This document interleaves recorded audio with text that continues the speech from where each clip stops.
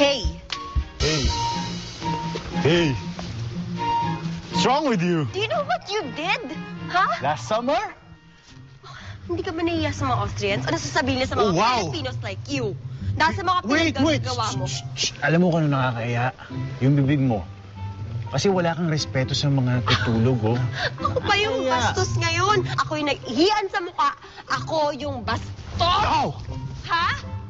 Sino umihi sa mukha mo? Ay, hindi ko alam baka siya. Tanungin natin kung siya. Hinihiyan mo ba siya sa mukha? Alam mo, a simple sorry will do. Wow. Okay. Whatever your name is, I'm sorry.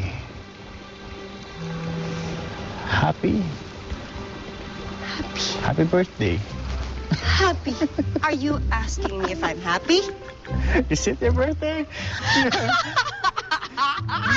I'm perfectly fine!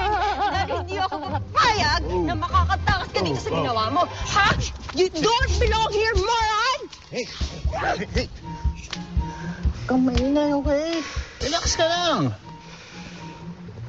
Isko, ano bang gusto mo pa? Nag-sorry na ako sa'yo. Nag-sorry na ka. Di ba nag-sorry na? Kulang! Ganyan ba talaga kayo mga lalaki? Ha? Wow. Ganyan ba talaga kayo, ha? Insensitive kayo! Bastos kayo! Bakit mo nagawa sa akin to? I did not come all the way here just to be treated this way because I deserve better! I deserve better! Hinihiyan ka lang. Huwag kang OA. Ano na yan?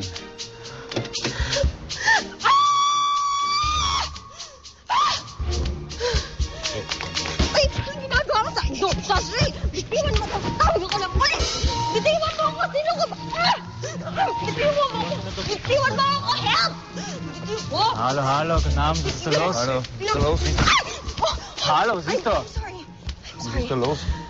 Look, sir, you have to arrest this guy. He's a crazy man. He is. He's disgusting. He urinated on the fountain. You know, urinated like, yes, on the fountain. Arrest him.